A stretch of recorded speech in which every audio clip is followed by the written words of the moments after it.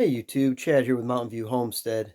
I thought today I'd talk just for a few minutes about the importance of EMP protection, electromagnetic pulse protection. And I know there's a lot of you out there who are homesteaders and want to be as self-sufficient as possible. I get that. I'm right with you. I want to grow my own food. I want to know where it came from.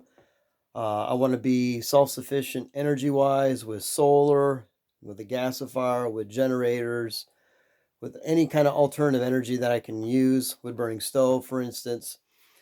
But one thing I've noticed on a lot of the communities is there's not a big emphasis on EMP protection. Now, EMP protection, I think, is the way the world is going right now, whether it's having to do with solar flares or a nuclear detonation in the upper atmosphere or even a ground detonation and you're in the vicinity of that.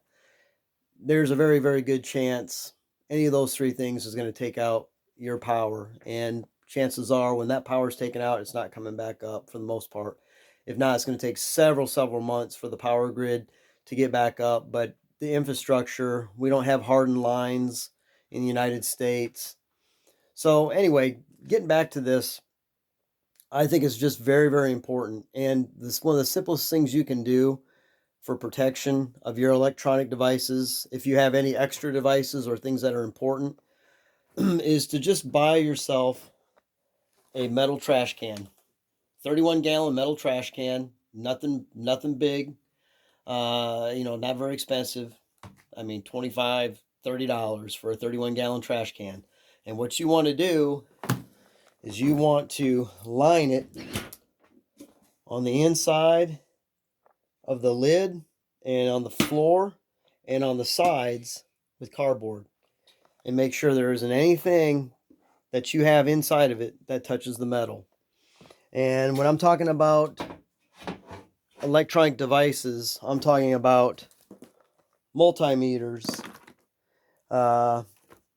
communications, especially communications, CB radio, ham radio, shortwave radio, walkie-talkies. I think I said shortwave radio, but you get the idea. If you have LED flashlights, they've got circuitry in them. Most of them do. I mean, I'm not saying they all do. I'm not an expert in this. But if you have LED light bulbs, LED, simple LED light like this is going to be, I think is going to be fried. If you got any kind of solar chargers, you want, EMP protection, I got an extra solar charge controller.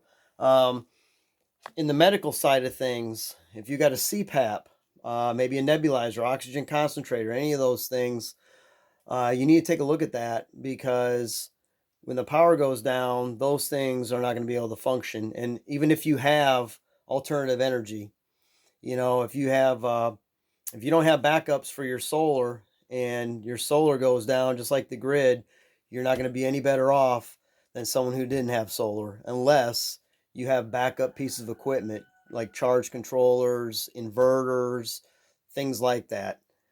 So this gives you an idea anyway. This kind of protection is very sound. It's very inexpensive.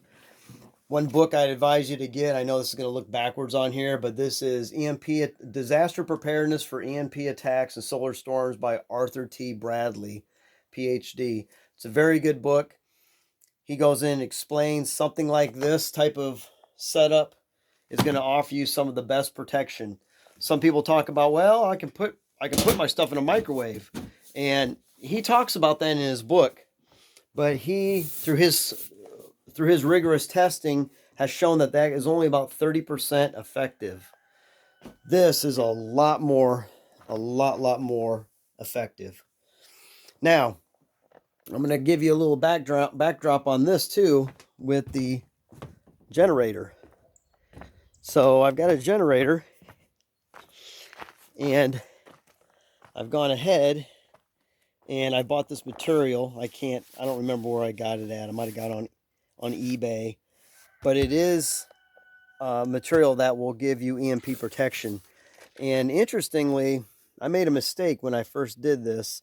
It looks like a big package, okay? All it is it's a piece of cardboard. It's a big cardboard box, and I cut it out so it fits over the generator.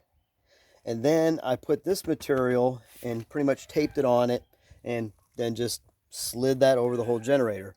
And I thought I was protected. Well, I put my cell phone underneath there, and I put a radio underneath there, and I was able to hear the radio waves, and so I knew I was not protected.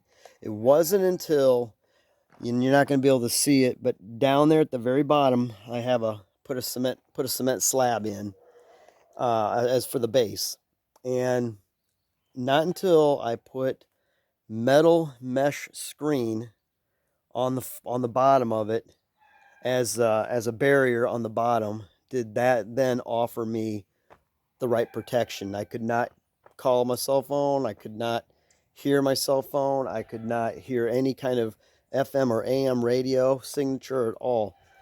So I feel pretty confident that this is going to do just fine in an EMP event. Is it going to be perfect protection? No, probably not.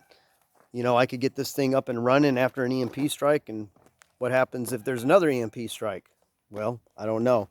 But up there with my solar, I went ahead and I bought extra diodes and PV junction boxes for the solar, because those are probably going to get fried. I don't know. We'll see. So anyway, that kind of gives you a little bit of idea. I really can't stress enough the importance of having people who are on this channel, who are prepping, who are homesteaders, who want to try and live off grid and be self-sufficient, to start looking at how you can protect your electronics and sensitive things when we do lose the power grid, or when we have some type of EMP event that puts people down and puts us back to the 1800s. So anyway, didn't mean to ramble on a lot, but if you have any questions on this, advice, hey, I'm open to hearing what you have to say. And until we meet next time, as always, God bless.